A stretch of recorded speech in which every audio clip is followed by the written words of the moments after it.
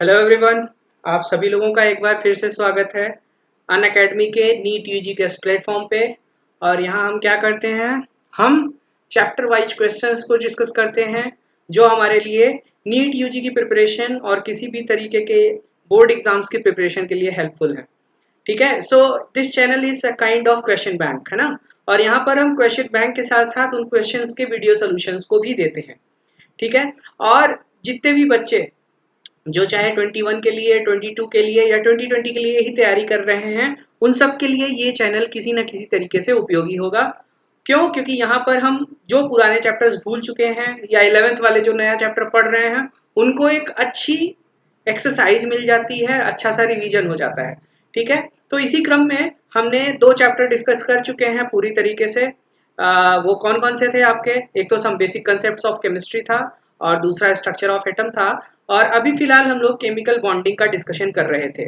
ठीक है, chemical bonding की डिस्कशन कर रहे थे, जिसमें मैं आपको बताया ही हूँ कि हर चैप्टर में मैं कुछ मॉडल शीट्स कराता हूँ। ठीक है, सिमिलर क्वेश्चंस जैसे क्वेश्चन पूछे जाते हैं, और उसके बाद मैं PYQs कराता हूँ। तो केमिकल बॉन्डिंग की अपने पास 3 शीट्स थी, मॉडल शीट्स।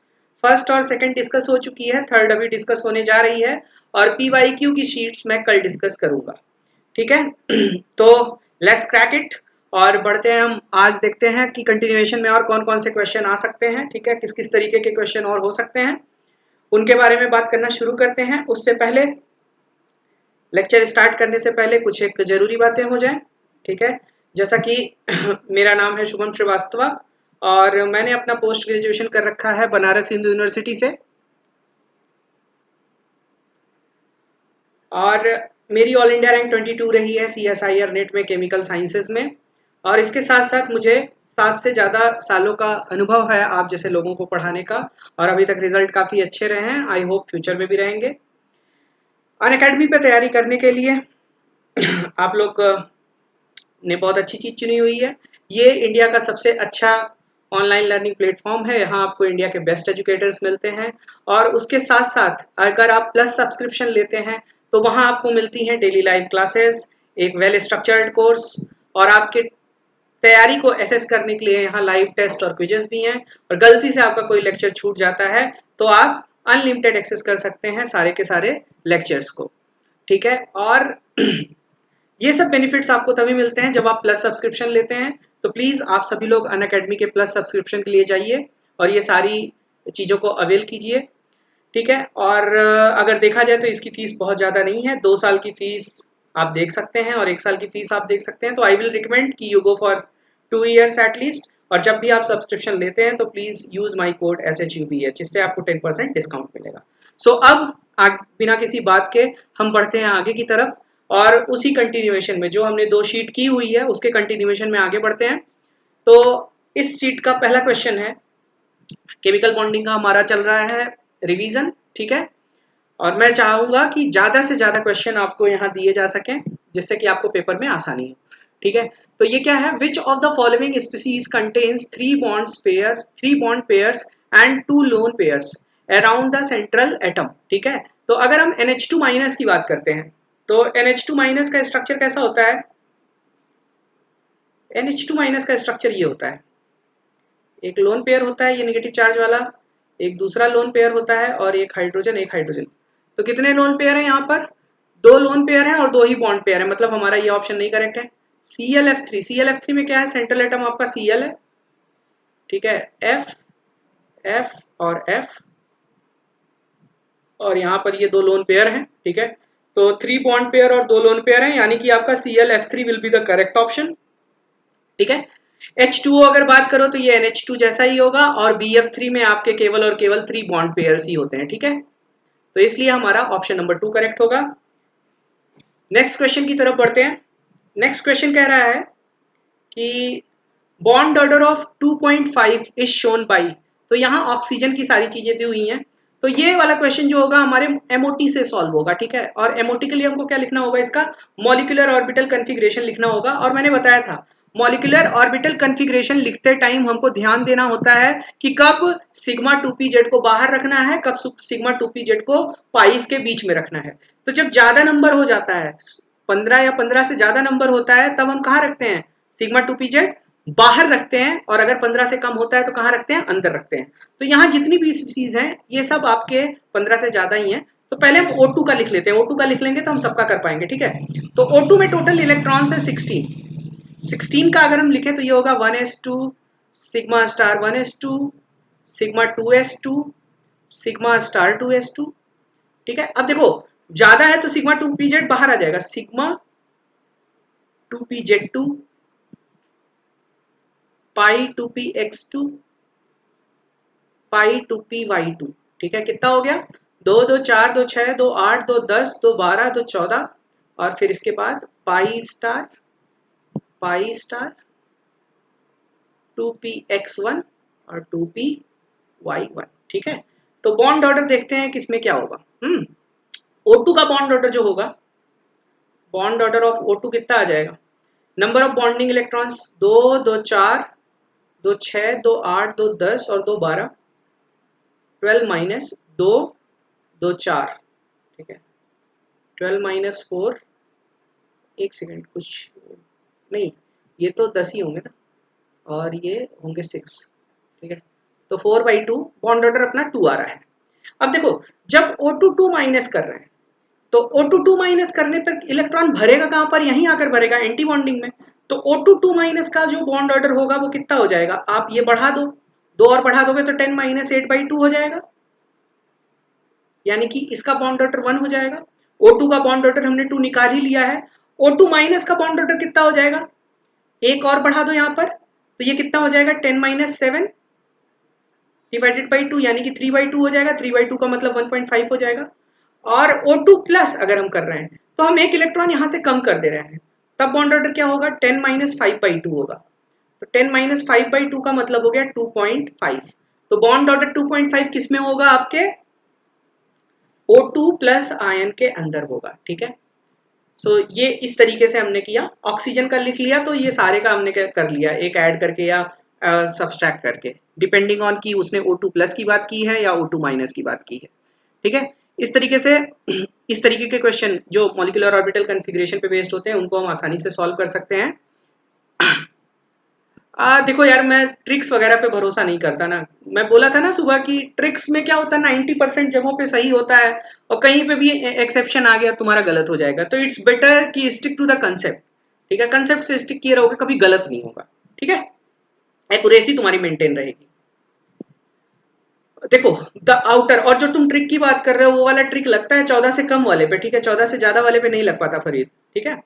देखो कह रहा है कि the outer orbitals of carbon in ethene molecule can be considered to be hybridized to give 3 equivalent sp2 hybrid orbitals. The total number of sigma and pi bonds in ethene molecule is.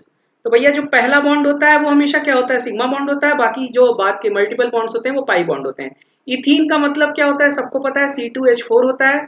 और C2H4 कैसे लिखा जाता है, C double bond C H H और H और H, ये इसका structure है। तो सिग्मा बॉन्ड कितने हो गए, 1 2 3 4 5, 5 सिग्मा बॉन्ड और एक पाई बॉन्ड। तो इसका आंसर बिना किसी संशय के फोर्थ ऑप्शन हो जाएगा।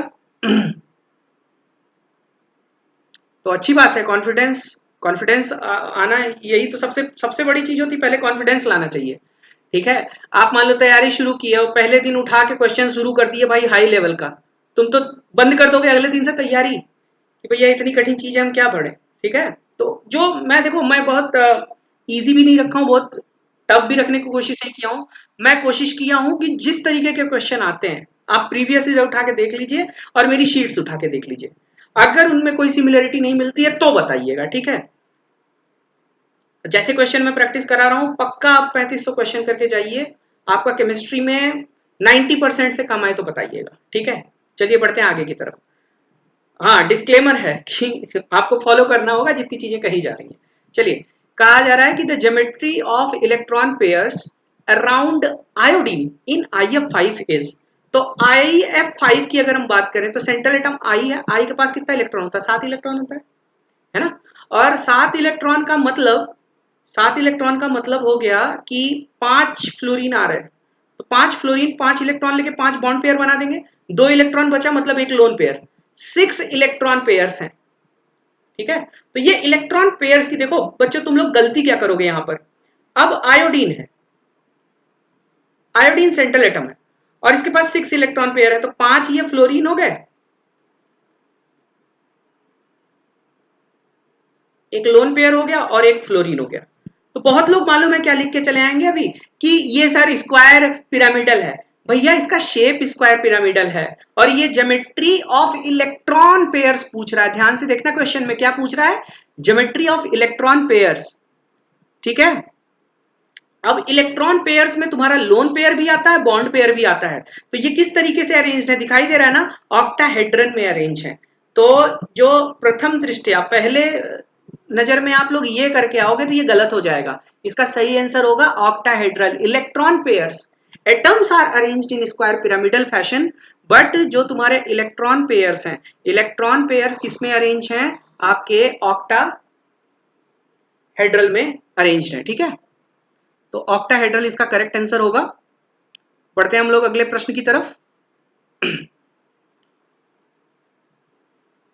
देखो क्या कह रहा है, कह रहा है कि in which of the following pair both the species have sp3 hybridization. 10 second का टाइम दे रहा हूं, आप लोग बताइए इसमें कौन सा ऑप्शन करेक्ट होना चाहिए, जल्दी से।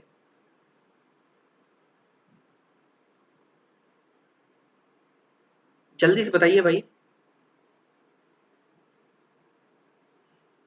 कोई नहीं है बताने वाला। देखो भैया H2S होता है sp3 हाइब्रिडाइज्ड, BF3 होता है sp2, तो ये ऑप्शन तो गलत हो गया। SiF4 है, SiF4 तुम्हारा हो जाएगा sp3। BH2 होता है sp2, तो ये भी नहीं होगा। NF3 sp3 हाइब्रिडाइज्ड है, H2O भी sp3 हाइब्रिडाइज्ड है। NF3 sp3 हाइब्रिडाइज्ड है, BF3 क्या है, sp2 हाइब्रिडाइज्ड है। तो अपना कौन सा ऑप्शन करेक्ट हो गया, ऑप्शन नंबर 3 करेक्ट होगा इसमें। ठीक है, बढ़ते हैं अगले प्रश्न की तरफ, समय व्यर्थ किए बिना। देखिए क्या कह रहा है कि इन हाइड्रोकार्बन, ये हाइड्रोकार्बन दिया हुआ है, the state of hybridization of carbon 1, 3 and 5 are. देखो ध्यान से, इसमें मतलब हल्का हल्का होता है ना, ये सब फिसल जाता है हाथ से क्वेश्चन इस तरीके का। ठीक है, बहुत इजी क्वेश्चन है लेकिन इसमें बहुत लोग गलत करके आए होंगे। तो देखो 1, 3, 5 का ऑर्डर पूछा हुआ है, तो 1 तुम्हारा sp हाइब्रिडाइज्ड है, 3 तुम्हारा क्या है, sp3 हाइब्रिडाइज्ड है, और ये तुम्हारा क्या हाइब्रिडाइज्ड है, sp हाइब्रिडाइज्ड है। तो ऑप्शन चेक करो, sp, sp3, sp कहां दिया हुआ है। ठीक है, sp, sp3, sp आपका थर्ड ऑप्शन दिया हुआ है, ये करेक्ट होगा। ओके, बढ़ते हैं अगले क्वेश्चन की तरफ। हमारा अगला क्वेश्चन है कि which of the following molecule does not possess a permanent dipole moment. तो परमानेंट डाइपोल मोमेंट कहां पर नहीं होता है, तो देखो भैया CS2 double bond S, double bond S, equal and opposite, तो इसमें नहीं होता है, यानी कि ये ऑप्शन करेक्ट हो जाएगा। H2S देखोगे इसमें भी होगा, सल्फेट में ये SO3 2- में भी होगा और SO2 में भी होगा, आप इनकी ज्योमेट्री से इसको समझ सकते हो। ठीक है, सो हमारा ये कौन सा ऑप्शन करेक्ट होगा, इसका ऑप्शन नंबर 1 करेक्ट होगा। Why, because this molecule is linear और इक्वल एंड अपोजिट है। ठीक है, तो कैंसिल हो जा रहा है। बढ़ते हैं अगले क्वेश्चन की तरफ। कह रहा है कि in which of the following compound there is more than one kind of hybridization, that is sp, sp2, sp3 for carbon. ठीक है, तो यहां देखो ये वाला जो हमारा कार्बन है ये sp2 है, ये वाला भी क्या है, sp2 है, और ये वाला भी क्या है, sp2 है, और ये वाला भी क्या है, sp2 है, यानी कि ये ऑप्शन तो नहीं होगा। इसमें ये sp है, ये भी sp है, यानी कि ये भी नहीं होगा। और इसमें सब के सब क्या है, sp3 है। ठीक है, तो ये भी नहीं होगा। इसमें ये sp3 है, ये sp2 है, ये sp2 है, और ये sp3। मतलब ये एक कंपाउंड है जिसमें कार्बन की मल्टीपल क्या है, हाइब्रिडाइजेशन स्टेट्स हैं। तो हमारा ऑप्शन नंबर 4 इस क्वेश्चन में करेक्ट हो जाएगा। बढ़ते हैं अगले प्रश्न की तरफ। Cation and anion combine in a crystal to form following type of compound। तो भैया जब आप कटायन और एनायन लोगे, कोई हमने कटायन ले लिया और कोई एनायन ले लिया, तो कटायन और एनायन के बीच में किस तरीके का फोर्स लगता है ना, इंटर आयनिक फोर्स, इलेक्ट्रोस्टैटिक फोर्स लगता है ना, आयनिक फोर्स लग रहा है। तो आयनिक फोर्स लग रहा है तो बॉन्ड भी कैसा होगा, आयनिक बॉन्ड ही होगा ना, जैसे NaCl हो गया, है ना, NaCl हो गया, ZnS हो गया, Ca हो गया, ये सब कैसे कंपाउंड होते हैं? आयनिक कंपाउंड होते हैं। क्यों आयनिक कंपाउंड होते हैं? क्योंकि इनके बीच जो बॉन्ड होता है वही डिसाइड करता है ये किस तरीके का क्रिस्टल होगा। तो ये बिना किसी शक के आपका आयनिक क्रिस्टल होगा। Okay, so option 1 is correct. बढ़ते हैं अगले प्रश्न की तरफ। Which compound has tetrahedral structure? ठीक है, तो भैया टेट्राहेड्रल स्ट्रक्चर देख लेते हैं। XeF4 मैं पहले बता चुका हूं, ये स्क्वायर प्लानर होता है। आप मेरी पिछली शीट्स वगैरह जाके देख सकते हैं, है ना, वहां आपको पता चल जाएगा ये स्क्वायर प्लानर होता है और sp3d2 होता है। हाइब्रिडाइजेशन वगैरह क्लियर रखो। XeOF2, XeOF2 की हमने बात की थी ना, जीनॉन है, तो ये टेट्राहेड्रल तो नहीं होगा। जीनॉन है, 8 इलेक्ट्रॉन है, 2 चले गए, ये 4 चले गए, ये तो 2। एक सेकंड, ये देखते हैं, रुको। कंपाउंड है टेट्राहेड्रल स्ट्रक्चर, तो जीनॉन है, जीनॉन में 8 इलेक्ट्रॉन है, 8 वैलेंस इलेक्ट्रॉन्स हैं। ऑक्सीजन एक आ रहा है तो वो 2 लेके जा रहा है, तो एक सुपर पेयर बना रहा है। 6 बचे, 2 फ्लोरीन आ रहा है, 6 में से 2 लेके 2 बॉन्ड पेयर बना दे रहा है। 4 बचे, 4 का मतलब 2 लोन पेयर हो गया। ठीक है, तो ये बेसिकली आपका कुछ टी शेप कंपाउंड बनेगा। ठीक है, ये वाला टी शेप कंपाउंड बनेगा। टी शेप होता है ये, तो ये तो नहीं होगा। XeO2F2 कैसा होगा? XeOF4 यार टेट्राहेड्रल होगा, सीधा सीधा आप सारे चेक करके देख सकते हो। XeOF4 होगा, Xe double bond O, double bond O, double bond O, double bond O, sp3 hybridization and regular tetrahedral. ठीक है, सो इसमें कौन सा ऑप्शन करेक्ट होगा? Fourth option will be correct. बढ़ते हैं अगले प्रश्न की तरफ। In which of the following bond angle is maximum?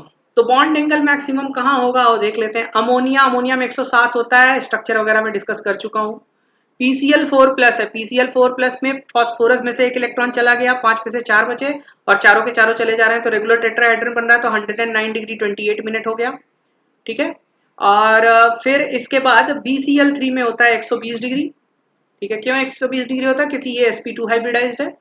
और PCl6- ऑक्टाहेड्रल होता है, तो 90 डिग्री और 90 डिग्री बॉन्ड एंगल होते हैं इसमें। ठीक है, तो आपका सबसे ज्यादा किस में दिख रहा है? BCl3 में दिख रहा है। आप इनके स्ट्रक्चर्स को रेफर कर सकते हैं। ठीक है, मैंने पढ़ाया हुआ है, पिछली शीट्स में कराया था इस तरीके के क्वेश्चंस को। बढ़ते हैं अगले प्रश्न की तरफ। कह रहा है इन XH, फिर ये डॉट डॉट डॉट, इसका मतलब हाइड्रोजन बॉन्ड होता है। Y, X and Y both are electronegative elements. Then तो क्या हो रहा है यहाँ पर? तो ये क्वेश्चन करने से पहले मैं थोड़ा सा हाइड्रोजन बॉन्डिंग का फंडा बता देता हूँ तुम लोगों को कि हाइड्रोजन बॉन्डिंग में होता क्या है। अब जैसे मान लो HF है, ये कोवेलेंट बॉन्ड था, ये कोवेलेंट होना चाहिए था। तो अभी क्या हुआ कि फ्लोरीन के बहुत ज्यादा इलेक्ट्रोनेगेटिव होने की वजह से, और आपको पता है ना कि हाइड्रोजन बॉन्डिंग केवल तभी शो हो पाती है जब हाइड्रोजन बहुत ही ज्यादा इलेक्ट्रोनेगेटिव ग्रुप से जुड़ा हुआ होता है। तो जब फ्लोरीन या कोई भी बहुत हाईली इलेक्ट्रोनेगेटिव एलिमेंट यहाँ जुड़ा हुआ होगा, तो ये इस इलेक्ट्रॉन पेयर को अपनी तरफ शिफ्ट कराएगा। जब ये शिफ्ट कराएगा तो ये हाई डेल्टा नेगेटिव होगा और ये हाई डेल्टा पॉजिटिव होगा, मतलब electron density is shifting towards more electronegative element. अब ये डेल्टा पॉजिटिव होने की वजह से जो दूसरा डेल्टा नेगेटिव होगा वो इसको अट्रैक्ट करने लगेगा, तो यही बनता है हाइड्रोजन बॉन्ड। ठीक है, तो क्या कर रहा है कि electron density on X will increase and on H will decrease. In both electron density will increase, बिल्कुल नहीं। In both electron density will decrease, बिल्कुल नहीं। On X electron density will decrease and on H नहीं। तो हो क्या रहा है एक्चुअली? यहां पर F की जगह हमारा क्या है? X है और ये H है, तो electron density is getting increased on X and electron density is getting decreased on H। तो H पे घट रहा है और X पे बढ़ रहा है, तो इसका मतलब हमारा कौन सा ऑप्शन करेक्ट हो जाएगा? Option 1 will be the correct one. ठीक है, बढ़ते हैं अगले प्रश्न की तरफ। हमारा अगला क्वेश्चन है विच of the following bond has the highest energy? तो भैया जो बॉन्ड सबसे ज्यादा स्ट्रांग होगा उसको तोड़ने में सबसे ज्यादा एनर्जी लगेगी, जिसको तोड़ने में सबसे ज्यादा एनर्जी लगेगी वही उसी की हाईएस्ट एनर्जी होगी। और किसको तोड़ने में सबसे ज्यादा एनर्जी लगेगी? जिसमें नंबर ऑफ बॉन्ड्स ज्यादा होंगे। ये सिंगल बॉन्ड है, ये डबल बॉन्ड है, ये सिंगल बॉन्ड है, ये ट्रिपल बॉन्ड है। तो बिना किसी शक के जो आपका ट्रिपल बॉन्ड होगा उसको तोड़ने में कम एनर्जी लगेगी, तो इसलिए आपका सेकंड ऑप्शन करेक्ट होगा। इस तरीके के क्वेश्चन यार सेकंड्स में निकालने चाहिए हम लोगों को ना। करा the structure and hybridization of SiCH3 4। तो भैया जो CH3 होता है ना, CH3 इज मोनोवैलेंट ग्रुप, तो Si के किनारे ये उसी फैशन में जुड़ जाएगा जैसे मीथेन में कार्बन के अराउंड हाइड्रोजन जुड़ा हुआ होता है। तो कौन सा हाइब्रिडाइजेशन आ गया? हमारा हाइब्रिडाइजेशन आ गया sp3 एंड टेट्राहेड्रल, है ना भाई? तो ऑप्शन 2 विल बी करेक्ट। बढ़ते हैं अगले प्रश्न की तरफ। The number of bonding electron pairs, देखो bonding electron pairs in N2 on the basis of molecular orbital theory is. तो देखो जो तुम ट्रिक वगैरह वाली बात कर रहे थे ना, जब क्वेश्चन खाली बॉन्ड ऑर्डर पूछेगा तुम तो बॉन्ड ऑर्डर की ट्रिक याद करके गए हुए हो। इसीलिए मैं कहता हूं कंसेप्ट समझो, कंसेप्ट समझोगे तो बीच में से कहीं से भी कुछ भी क्वेश्चन पूछेगा तो आप कर लोगे, ठीक है? ज्यादा टाइम नहीं लगता कंसेप्ट समझने में। मॉलिक्यूलर ऑर्बिटल डायग्राम, डायग्राम बनाने की जरूरत नहीं है, कॉन्फ़िगरेशन लिख लो। N2 में है 14 इलेक्ट्रॉन्स, ठीक है? 14 इलेक्ट्रॉन्स का मतलब कम है, और कम है तो सिग्मा 2pz कहाँ होगा? दोनों वो बड़े ब्रैकेट के अंदर बीच वाले, बीच में होगा मतलब सिग्मा 2pz। तो आओ भरते हैं इसको। Sigma 1s2, sigma star 1s2, sigma 2s2, sigma star 2s2, है ना? अब भाई pz की बात आती है, तो जब कम है तो pz अंदर होगा, तो यहाँ कौन हो जाएगा? पाई 2px, पाई 2py और सिग्मा 2pz, है ना भैया?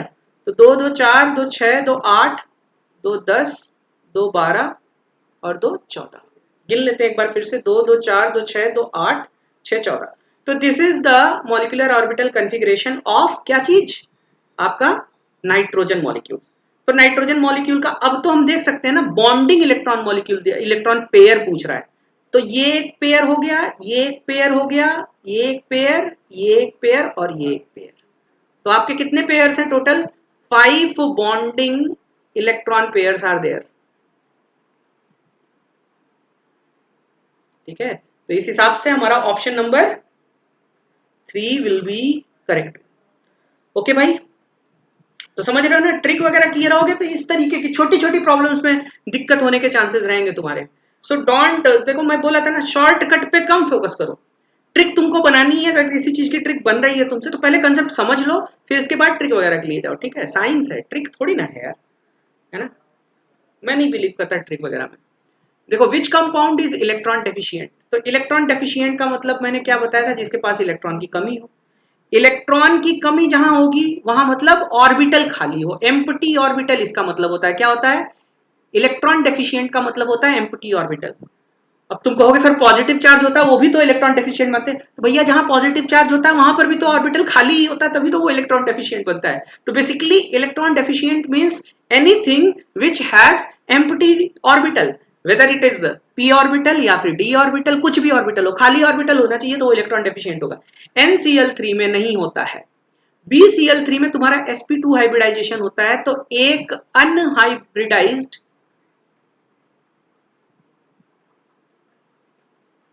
एम्प्टी p ऑर्बिटल होता है यहां पर, ठीक है? एक बार मैं बना के दिखा दे रहा हूं तुम लोगों को, देखो जिसको नहीं पता है उसके लिए। जैसे बोरॉन है, बोरॉन का इलेक्ट्रॉनिक कॉन्फ़िगरेशन क्या होता है? 1s2, 2s2, 2p1। Valence shell ये है, तो ग्राउंड स्टेट कॉन्फ़िगरेशन ये हो गई तुम्हारी।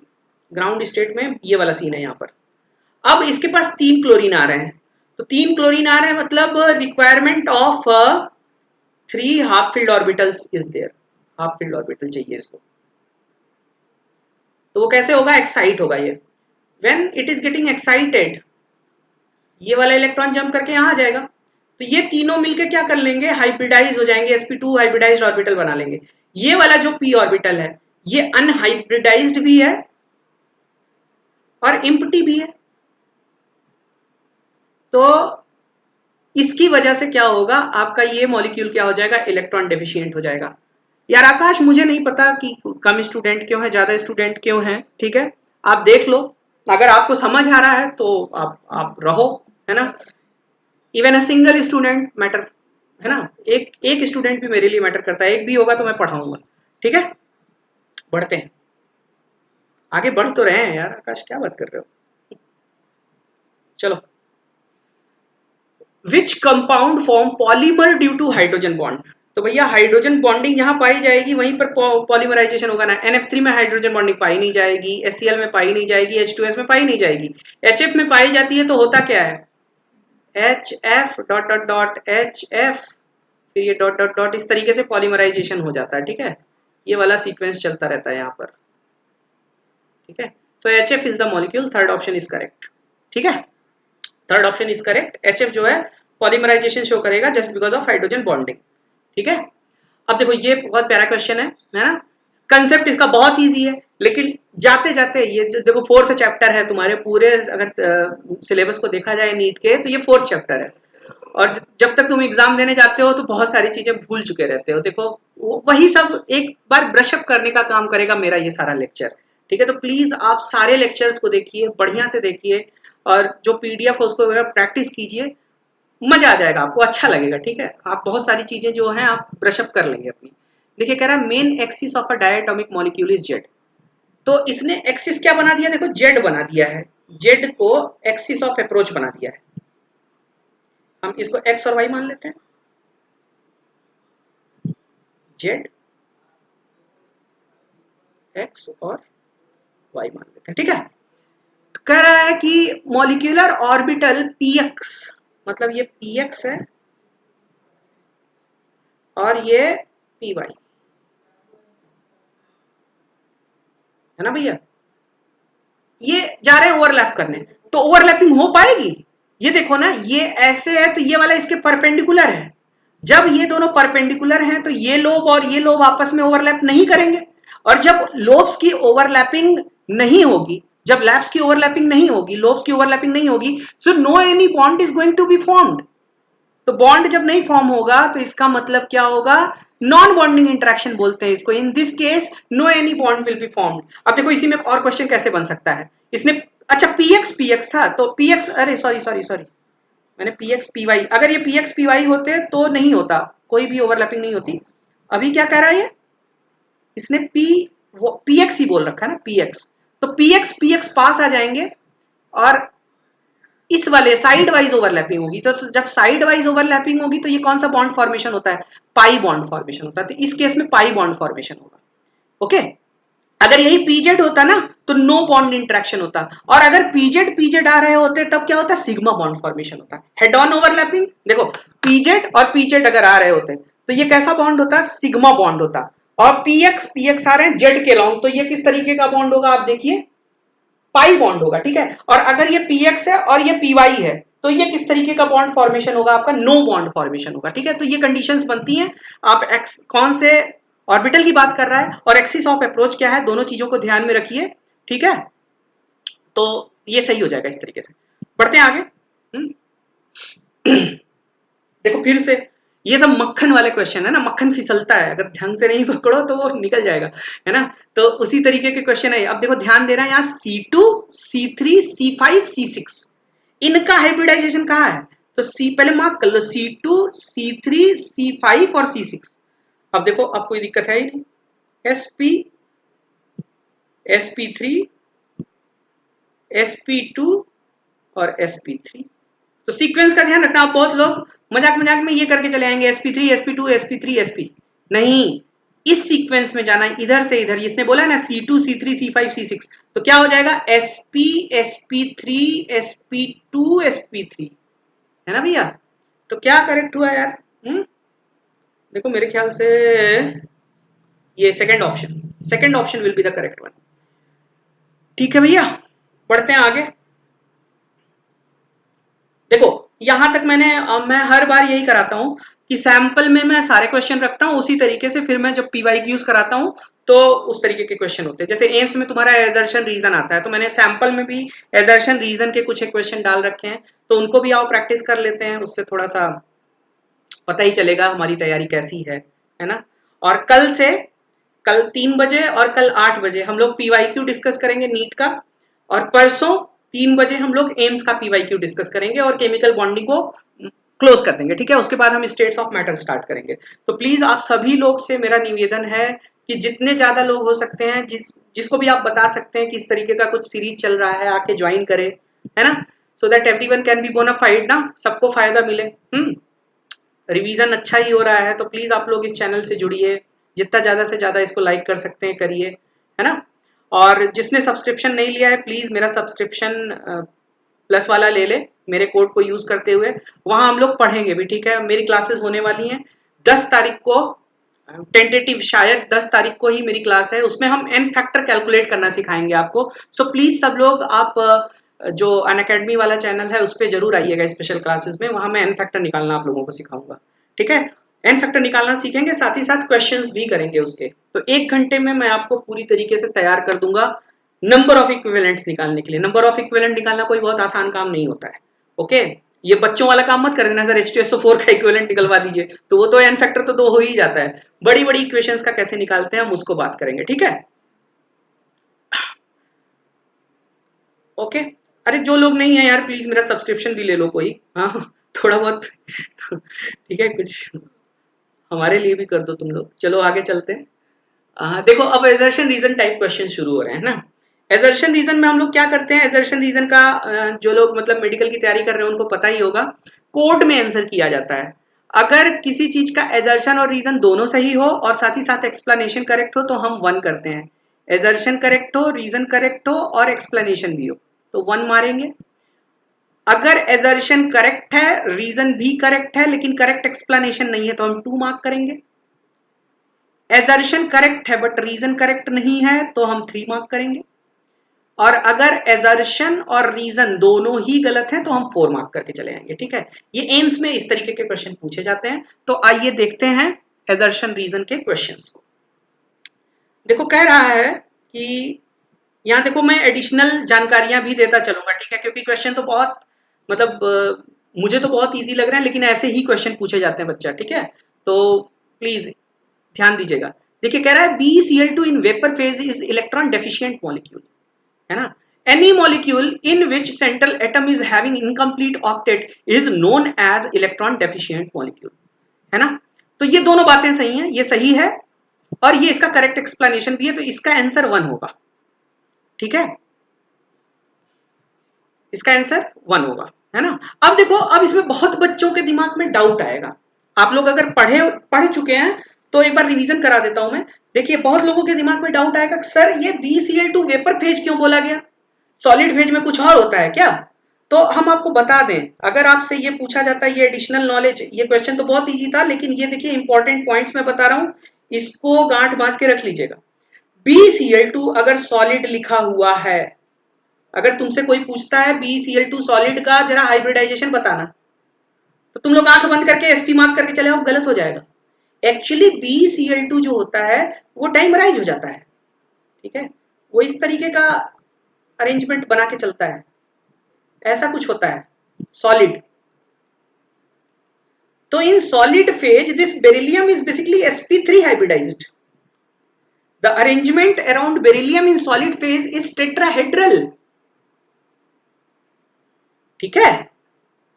और वहीं अगर मैं BeCl2 गैसियस बोलता हूं या वेपर बोलता हूं तब ये सीधा सीधा ऐसा होता है BeCl, ठीक है।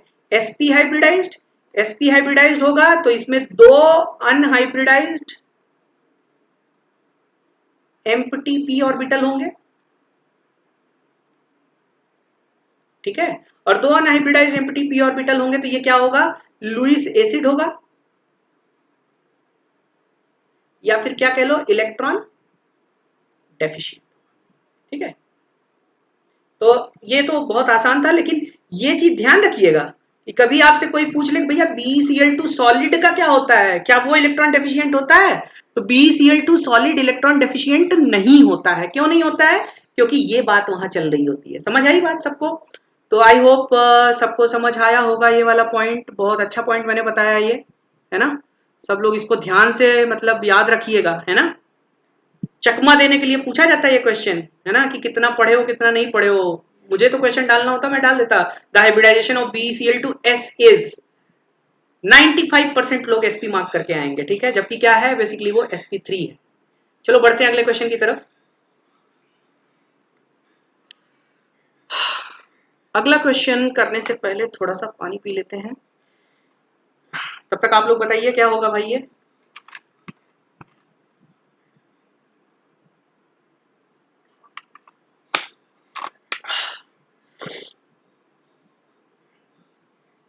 जब कह रहा है HF forms stronger hydrogen bond than H2O, तो होता क्या भाई, strength of hydrogen bond is proportional to the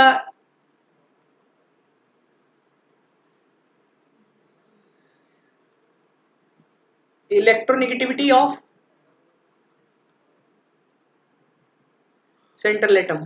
ठीक है, एकदम सही है। ठीक है, ये चीज याद रखिएगा। और केवल हाइड्रोजन बॉन्डिंग तभी शो होती है जब हाइड्रोजन NO और F से जुड़ा होता है, ये भी याद रखिएगा। ठीक है, इसके अलावा कहीं भी और हाइड्रोजन बॉन्डिंग नहीं होती है। तो एकदम करेक्ट है, तो इसका 1 हो जाएगा। बिल्कुल सही है आप लोग। ठीक है, देखो मेरा मकसद है कि ये क्वेश्चन कराने के साथ साथ ना थोड़ा बहुत जो थ्योरी का आइडिया भी मैं यहाँ दे सकता हूँ, जितना मैक्सिमम वो देने की कोशिश करूंगा। हाँ भाई, बढ़ते हैं अगले प्रश्न की तरफ। Each molecule of H2O forms 4 hydrogen bond in the form of ice. तो अभी जो सुबह 3 बजे वाली क्लास हुई थी उसमें मैंने एडिशनल पॉइंट बताया था आप लोगों को जब, तो वहां ये बात मैंने की थी कि इसमें हाइड्रोजन बॉन्ड देखो इस तरीके से बनता है ना।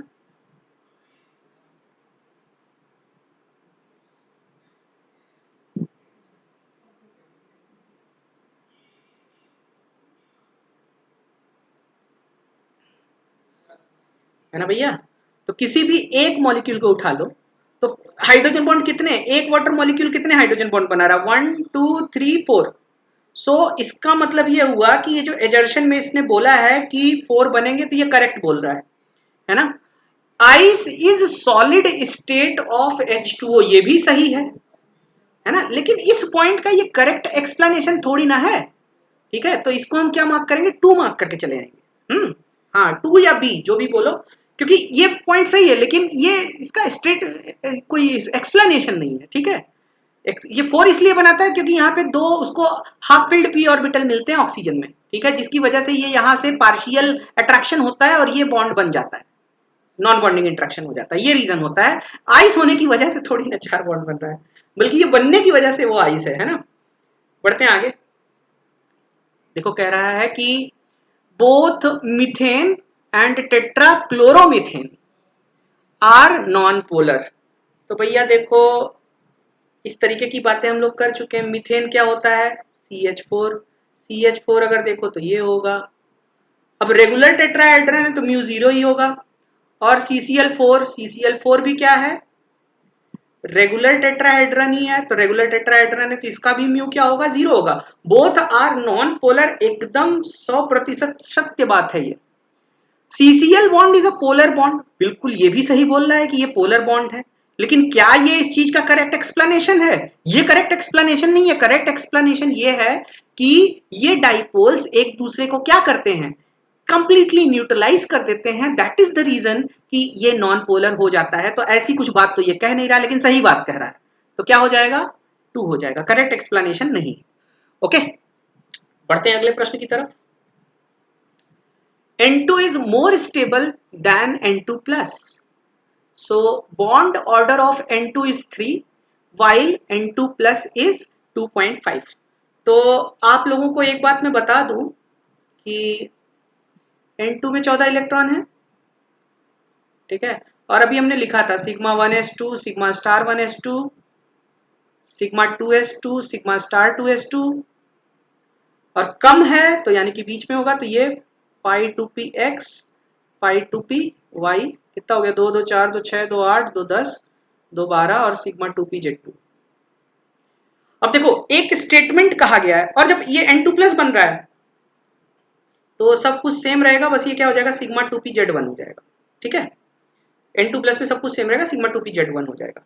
तो एक स्टेटमेंट कहा गया था, एक स्टेटमेंट ये कहा गया था कि number of electrons bonding molecular orbital में जितने ज्यादा होंगे तुम्हारा मॉलिक्यूल उतना ही ज्यादा स्टेबल होगा। मतलब जैसे जैसे you are filling electrons in bonding molecular orbital उतना ज्यादा वो स्टेबल होता जाएगा, और जैसे जैसे तुम किसमें भरते जाओगे, एंटी बॉन्डिंग में भरते जाओगे, अनस्टेबल होता जाएगा। जस्ट इसका उल्टा, एंटी बॉन्डिंग से निकालते जाओगे स्टेबल होता जाएगा, और बॉन्डिंग से निकालते जाओगे तो क्या होता जाएगा, अनस्टेबल होता जाएगा। तो जब N2 में ये बॉन्डिंग में था और N2 प्लस में तुमने बॉन्डिंग से इलेक्ट्रॉन निकाला है, तो जब तुम बॉन्डिंग से इलेक्ट्रॉन निकालोगे तो जो नई चीज बनेगी वो लेस स्टेबल होगी। तो N2 is more stable then N2 plus, ये करेक्ट है। Bond order of N2 is 3 and bond order of N2 plus is 2.5, बिल्कुल 100% करेक्ट है, लेकिन ये इस बात का एक्सप्लेनेशन नहीं है, ठीक है। बॉन्ड ऑर्डर से स्टेबिलिटी की बात नहीं कर रहे हैं, नंबर ऑफ इलेक्ट्रॉन के बेसिस पे अगर हम कहते तो बात सही होती, ठीक है। स्क्रीन क्लियर नहीं है, स्क्रीन क्लियर है, आप जरा नेट कनेक्शन अपना देख लीजिए, ठीक है, वीडियो क्वालिटी सही कर लीजिए एक बार, है ना। तो ये भी सही है, लेकिन ये एक्सप्लेनेशन हो सकता है इसका, हाँ, ये इसका बॉन्ड ऑर्डर अगर 3 है तो मींस इसमें नंबर ऑफ बॉन्डिंग इलेक्ट्रॉन ज्यादा है, और इसका कम है तो इसका मतलब इसमें बॉन्डिंग इलेक्ट्रॉन, हाँ, तो करेक्ट है, तो ए इसका करेक्ट होगा या 1 करेक्ट होगा, ठीक है, सही है। बढ़ते हैं आगे। Lattice energy of CaO is higher than LiCl। तो भैया लैटिस एनर्जी, आगे का स्टेटमेंट पढ़ने से पहले एक बार हम इसका बात देख लेते हैं, तो क्या होगा ये, देखो, किसी भी चीज की, किसी भी आयनिक सॉलिड की जो लैटिस एनर्जी होती है, ये lattice energy is equal to some constant into Z plus Z minus divided by R होता है। Z प्लस Z माइनस क्या है भैया, क्यू कैटायनिक चार्ज है ना, आयनिक चार्ज का प्रोडक्ट डिवाइडेड बाई उनके बीच की जो आयनिक डिस्टेंस होगी, या इसी को कह लो क्या, R plus plus R minus, inter ionic distance, ठीक है। तो भैया कैल्शियम ऑक्साइड का मतलब हो गया Ca2 प्लस और CaO2 माइनस, और LiCl का मतलब हो गया क्या, Li प्लस और Cl माइनस। तो चार्ज का प्रोडक्ट अगर देखा जाए तो आपके कैल्शियम ऑक्साइड में जाता है, और ये इंटरआयनिक डिस्टेंस में कोई खास फर्क नहीं होगा, बहुत ज्यादा ही डिफ्लेक्शन नहीं आएगा। तो इस हिसाब से देखा जाए तो कैल्शियम ऑक्साइड की लैटिस एनर्जी हायर होनी चाहिए। तो आपका ये जो स्टेटमेंट है, आप डेटा भी देख सकते हो, इसका तकरीबन 3000 के आसपास आता है, समथिंग अराउंड 3000 आता है, इसका 800 के आसपास आता है, ठीक है। तो 3000 और 800 से बहुत ज्यादा है, तो कैल्शियम ऑक्साइड की लैटिस एनर्जी LiCl से ज्यादा होगी। रीजन क्या दे रहा है कि lattice energy of ionic compound is directly proportional to the product of charge of ions, बिल्कुल सही बात, ये देखो यही बात बोला है, तो एक्सप्लेनेशन भी सही दिया है, यानी कि 1 या फिर ए होगा इसका, ओके, 1 होगा इसका, ठीक है, ये सही बात कह रहा है, रीजन इसका करेक्ट है, समझे फरीद, सी नहीं होगा, ए होगा। बढ़ते हैं आगे। कह रहा है कि equal number of sigma and pi bonds are present in ethyne. तो भैया इथाइन होता क्या है, जिसको नहीं पता है वो जान ले, इथाइन का मतलब होता है CH ट्रिपल बॉन्ड CH। तो इसको थोड़ा और खोल देते हैं, CH triple bond CH। Sigma bond कितना हो गया, 1 2 3, और पाई कितना हो गया, 2। तो बराबर तो नहीं है, बराबर नहीं है तो इसका मतलब ये क्या हो गया, एजर्शन रॉन्ग है। और pi bond is stronger than sigma bond, अरे क्या बात कर रहा है भाई, पाई बॉन्ड तो मूवेबल होता है, सिग्मा बॉन्ड मूवेबल नहीं होता है, तो इसका मतलब ये एकदम गलत कथन है, ठीक है। तो एजर्शन और रीजन बोथ आर रॉन्ग, तो इसका क्या हो जाएगा, 4 या फिर डी कह लो। बढ़ते हैं अगले प्रश्न की तरफ। अगला क्वेश्चन क्या कह रहा है कि N2CO Cn minus are having same bond order, बिल्कुल करेक्ट है। अब मैं बार बार नहीं कराऊंगा, आप सभी लोग जब इस PDF को निकाल के प्रैक्टिस कीजिएगा, सब लोग इसका मॉलिक्यूलर ऑर्बिटल थ्योरी के अकॉर्डिंग कन्फिग्रेशन लिख के चेक कीजिएगा, इससे आपकी प्रैक्टिस होगी और आप ही को फायदा होगा, ठीक है।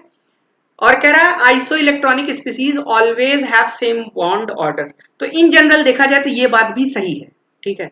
तो इस तरीके से इसको हम कह सकते हैं, इसका 1 करेक्ट होना चाहिए। बट एक नॉलेज पॉइंट यहां आप लोग ले लो, इंपॉर्टेंट, ठीक है, कि ये एक केस में गलत हो जाता है। दिस स्टेटमेंट क्या, आइसो इलेक्ट्रॉनिक स्पीसीज का आपका जो ये होता है, क्या बोलते हैं, बॉन्ड ऑर्डर हमेशा सेम होता है, ये जनरल बात है, ठीक है। In one case it is wrong, in one case this statement is wrong. बहुत लोगों को पता भी होगा,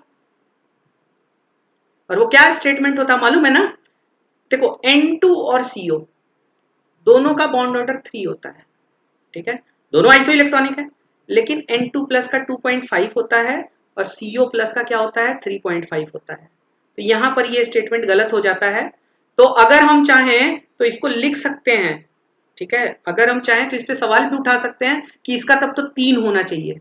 मोर प्रिसाइज अगर हम जाएंगे तो 3 लिख के आएंगे, क्योंकि हर केस में नहीं करेक्ट होता, ऑलवेज का मतलब ये सबकी बात कर रहा है, तो 1 नहीं होगा, क्या होगा, 3 होगा। क्यों 3 होगा, कि हाँ हर केस में करेक्ट होता है, हर केस में बराबर होता है, but there is one case जहां आइसो इलेक्ट्रॉनिक स्पीसीज के बॉन्ड ऑर्डर बराबर नहीं है और एक भी जगह अगर गलत बात हो रही है तो हम उसको जनरलाइज नहीं कर सकते। समझ रहे हैं? अब ये क्यों होता है इसको मैं जब पढ़ाऊंगा चैनल पे तो वहां डिटेल में डिस्कस कर लेंगे। एक्चुअली इसमें क्या होता है, ऑर्बिटल की मिक्सिंग हो जाती है। मिक्सिंग की वजह से जो तुम्हारा सिग्मा स्टार 2s होता है जो लोअर एनर्जी का होना चाहिए वो सबसे हायर एनर्जी का हो जाता है, और जब वो सबसे हायर एनर्जी का हो गया तो सबसे लास्ट इलेक्ट्रॉन तुम्हारा एंटी बॉन्डिंग में था, और जब लास्ट इलेक्ट्रॉन एंटी बॉन्डिंग में था और वहां से CO+ बनाओगे, वहां से इलेक्ट्रॉन निकालोगे, तो एंटी बॉन्डिंग से इलेक्ट्रॉन निकालोगे तो बॉन्ड ऑर्डर क्या होगा, इंक्रीज करेगा। ठीक है, तो ये रीजन है कि ये 3.5 हो जाता है, बाकी ये नॉर्मल हिसाब से चलता है। ठीक है, तो आप 3 बोल के और ये रीजन दे के कोई भी सामने वाले को चुप करा सकते हैं। ठीक है, तो 3 is more precisely 3 is correct. थोड़ा सा आंख बंद करोगे तो 1 करेक्ट लगेगा। ओके, बढ़ते हैं आगे।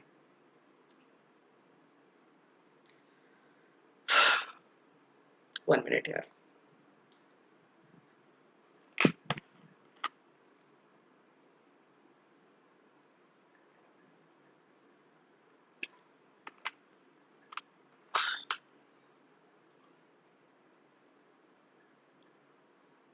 फरीद रीजन सही है, लेकिन मैंने बताया ना कि iso electronic species always same main order सही है, लेकिन ये देखो, ये मैंने तुमको एग्जांपल भी तो दे दिया।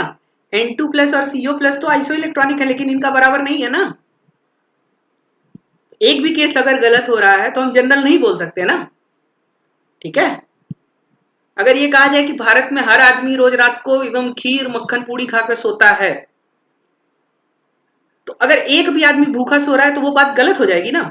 तो उसी तरीके से ये देखो, ये क्या हो गया, सबका सेम बॉन्ड ऑर्डर होता है इस इलेक्ट्रॉनिक का, लेकिन ये एक केस में नहीं होता है। तो आप रीजन भी दे सकते हो कि भाई N2+ और CO+ में नहीं होता है, इसलिए हम 3 बोल रहे हैं। ओके, बढ़ते हैं अगले प्रश्न की तरफ।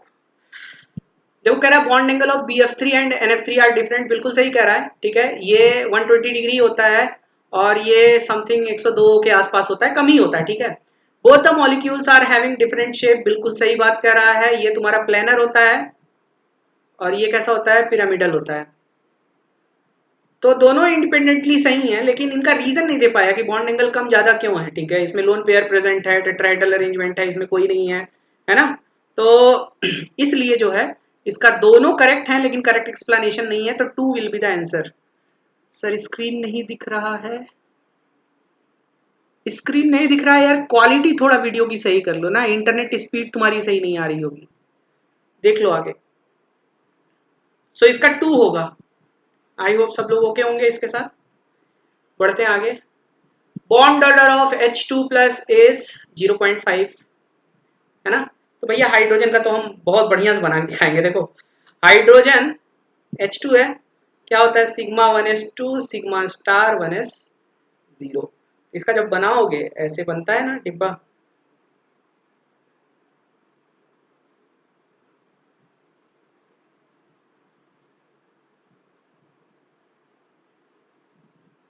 अकेले एटॉमिक ऑर्बिटल में यहाँ एक इलेक्ट्रॉन था, यहाँ भी एक इलेक्ट्रॉन था, और ये दोनों, ये था तुम्हारा σ1s और ये हो गया सिग्मा स्टार 1s, है ना भाई।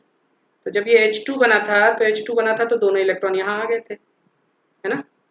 तो जब ये दोनों इलेक्ट्रॉन आ गए थे तब बॉन्ड ऑर्डर 1 था। अभी एक H2+ बना है तो ये हटा दोगे ना, एक ही बचेगा तो 0.5 हो जाएगा, 0.5 हो जाएगा, यानी कि ये सही कह रहा है। और ऐसा क्यों हुआ है कि electrons are removed from the anti bonding molecular orbital from hydrogen. देखो बताओ, एंटी बॉन्डिंग से निकाला गया है, कहां से निकाला गया है, σ1s से निकाला गया है। σ1s क्या बॉन्डिंग है, तो यानी कि ये स्टेटमेंट क्या है, रॉन्ग है। और ये स्टेटमेंट अगर रॉन्ग होगा तो क्या लेके चलेंगे, 3 लेके चलेंगे ना। रेना, क्या डाउट है बोलो। Rena, sir I have a doubt. क्या डाउट है बताइए ना। हाँ हाँ फरीद, गलत है, रीजन गलत है। बस थोड़ा सा ध्यान देने की जरूरत थी, जिसने ध्यान नहीं दिया होगा वो गलत भी कर देगा। एंटी बॉन्डिंग निकला कहां से, बॉन्डिंग से निकला है। ओके, तो सी या फिर 3 करेक्ट होगा। और डाउट मैं पूछ रहा हूँ, आप बता नहीं रहे भाई, मैं आगे बढ़ता हूँ फिर। देखो, PCl5 exist but NCl5 does not. ठीक है, तो PCl5 exist but NCl5 does not. तो ऐसा क्यों होता है भैया, PCl5 और NCl5। कॉन्फ़िगरेशन लिखो, फॉस्फोरस की क्या होगी 1s2 2s2 2p6 3s2 3p5 3d0। Nitrogen की क्या होगी 1s2 2s2 2p3 और नो 2d इज देयर, है ना। तो कोई जब वहां पर है ही नहीं तो आपके पास फास्फोरस में क्या है एम्प्टी डी ऑर्बिटल अवेलेबल है, जिससे वो अपनी कोवेलेंसी एक्सपेंड कर लेता है, ठीक है, कोवेलेंसी बढ़ा लेता है ना, एक्साइट करके।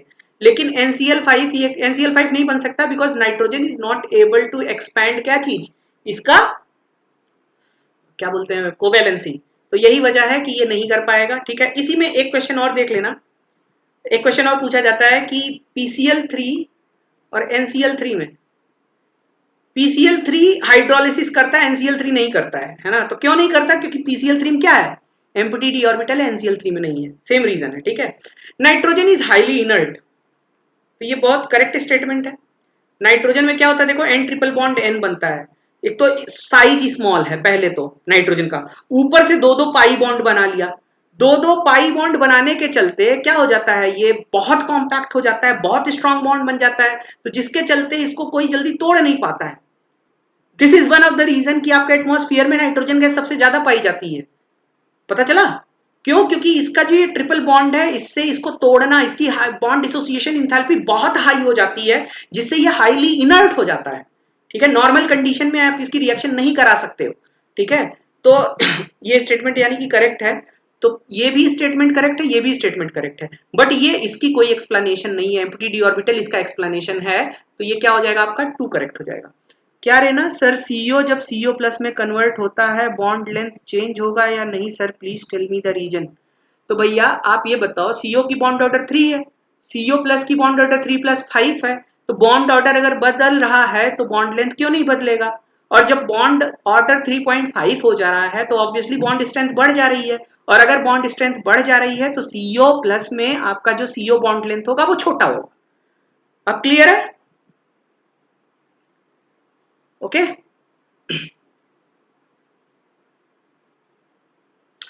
तो आज का हम लोग लेक्चर यहीं पर ओवर करते हैं, ठीक है। कल इसी के कंटिन्यूएशन में हम लोग केमिकल बॉन्डिंग की सीरीज आगे बढ़ाएंगे। तो कल हम लोग डिस्कस करेंगे PYQs डिस्कस करेंगे, कल हम लोग PYQs पार्ट 1 और PYQs पार्ट 2 डिस्कस करेंगे। तो प्लीज सभी लोग से अनुरोध है कि कल की क्लास में रहें, ठीक है। केमिकल बॉन्डिंग का जितना भी PMT और नीट का सवाल है वो सब मैं कल कराऊंगा, ओके। और उसके बाद वाली सीरीज में मैं एम्स की बात कराऊंगा, ठीक है, एम्स के क्वेश्चंस कराऊंगा। और उससे पहले आज की क्लास ओवर करने से पहले फिर से मैं कहना चाहता हूं कि जितने लोग इस लेक्चर को अटेंड कर रहे हैं मैं लिख के देता हूं कि ये आपके लिए बहुत बेनिफिशियल रहेगा, क्योंकि इससे आपके जो कंसेप्ट्स हैं वो क्वेश्चन के थ्रू बहुत क्लियरली रिवाइज होते जा रहे हैं, ठीक है। रिवीजन के साथ साथ आप यहाँ पर जो स्टैंडर्ड प्रॉब्लम्स हैं उनकी प्रैक्टिस कर रहे हो, जो कि आपके लिए नीट और अदर एंट्रेंस एग्जाम्स में क्या होगा हेल्पफुल होगा। और ये सारी चीजें आपको अगर रिजल्ट मैक्सिमम चाहिए तो मैं बार बार कहता हूं कि जितनी चीज मैं पढ़ा रहा हूं आप उसको रेगुलर फॉलो कीजिए, जितना रोज कराया जा रहा है रोज के रोज उसको रिवाइज कर लिया कीजिए। रिवीजन के लिए आपको कुछ अलग से किताब खरीदने की जरूरत नहीं है, मैं पहले ही बोल चुका हूं। आप डिस्क्रिप्शन बॉक्स में जो टेलीग्राम चैनल दिया हुआ है उस टेलीग्राम चैनल पे जाइए, मैं ये सारे PDF वहां पर शेयर कर देता हूं, आप वहां से डाउनलोड कीजिए और उसको तुरंत प्रैक्टिस कर लिया कीजिए। It will be too much beneficial for you, ठीक है। तो कल हम लोग PYQs का डिस्कशन करेंगे, और साथ ही साथ जो लोग अभी आए उनको बता दूं मैं कि मैं यहाँ पे चैप्टर वाइज पूरा रिवीजन करा रहा हूं ओनली थ्रू क्वेश्चंस, और वो सारे क्वेश्चंस आपके नीट के रिलेवेंट हैं। और ये जो सीरीज चल रही है इसमें केवल नीट 2020 वाले नहीं, 21 वाले 22 वाले भी बैठ सकते हैं, क्योंकि ये 11th का पार्ट है जो आप अच्छे से कॉप अप कर सकते हैं, सभी लोग कॉप अप कर सकते हैं। 12th वाले का रिवीजन हो जाएगा, 11th वाले को समझ आ जाएगा, और जो आपका नीट 2020 देने जा रहा है उसके लिए तो रामबाण है ये, ओके। और सभी लोगों से एक और अनुरोध है मेरा कि भाई मेरी क्लासेस वहां पर शुरू होने वाली हैं आपकी अनअकैडमी के प्लेटफॉर्म पे, तो प्लीज आप लोग 10 तारीख से वहां पर रहिए। वहां मैं आप लोगों को सबसे पहली वाली क्लास में एन फैक्टर निकालना सिखाऊंगा कि कैसे अलग अलग रिएक्शंस में एन फैक्टर कैसे यूज किया जाता है, पूरे 1 घंटे वही सिखाऊंगा। और बेटर वे में तैयारी के लिए आप लोग प्लीज जो अनअकैडमी का प्लस सब्सक्रिप्शन है उसको जरूर लें, और सब्सक्रिप्शन जब भी लेते हैं तो आप लोग SHUBH कोड यूज करना ना भूलें, ओके। तो और एक और चीज, डिस्क्रिप्शन बॉक्स में आपका एक फीडबैक फॉर्म दिया हुआ है, तो अगर आपके पास 2 मिनट का समय है, तो मैं इतनी मेहनत कर रहा हूँ, इतने क्वेश्चन आपके लिए ले आ रहा हूँ, उसको समझा रहा हूँ, तो प्लीज बस 2 मिनट निकाल के आप उस जो फीडबैक फॉर्म है उसको भरने का कष्ट करें, ठीक है, मुझे अच्छा लगेगा। तो मिलते हैं कल आप सभी लोगों से, ठीक है, कल कल मिलते हैं, कल हम लोग PYQs डिस्कस करेंगे केमिकल बॉन्डिंग का।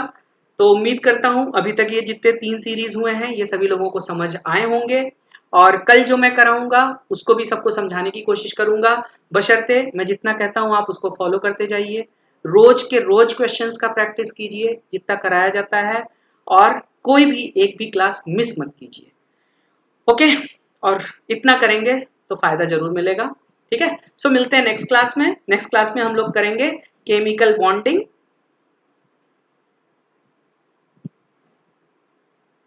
PYQ part 1, okay, tomorrow 3 PM onwards, okay. और जितने जिसने अभी सब्सक्रिप्शन नहीं लिया है प्लीज SHUBHEA कोड यूज करना मत भूलिए। सबको बाय बाय। फीडबैक में नंबर भी मांग रहे हैं, देखो जो भी मांग रहे हैं यार दे दो, क्या दिक्कत है, ठीक है। हाँ अभिषेक, मैं पूरा पूरा सिलेबस प्रैक्टिस कराऊंगा, ठीक है, और मेरी उम्मीद, मैं यही कोशिश कर रहा हूँ कि आप लोगों को कम से कम पूरे केमिस्ट्री के 3000 से 3500 क्वेश्चन देके चला जाऊं, ठीक है। 3000-3500 क्वेश्चन बहुत होते हैं, आप उतना ही करके जाओगे ना एग्जामिनेशन हॉल में, एक भी क्वेश्चन नहीं फंसेगा, फिर भी मैं 90% बोल रहा हूँ, ठीक है, एक भी क्वेश्चन नहीं फंसेगा, मैंने लिख के भी दे दिया है 2 क्लास पहले, ओके। सो आप लोग प्लीज रेगुलर रहिए और फॉलो करते रहिए, फायदा जरूर मिलेगा, ठीक है। बढ़ते हैं हम अरे अभी कहाँ बढ़ते हैं, ठीक है, मिलते हैं नेक्स्ट क्लास में, मिलते हैं नेक्स्ट क्लास में, हम लोग PYQ डिस्कस करेंगे केमिकल बॉन्डिंग का। तब तक के लिए आप सभी लोगों को गुड नाइट, सब लोग अपना ख्याल रखिए, स्वस्थ रहिए, कोरोना से बचे रहिए, और खूब प्रैक्टिस कीजिए, पढ़ाई में तो कोई कमी आने नहीं दे रहे हैं ना हम लोग, ऑनलाइन सब कुछ अवेलेबल ही है, पढ़ते रहिए, अपना ख्याल रखिए, घर में रहिए, बाय बाय।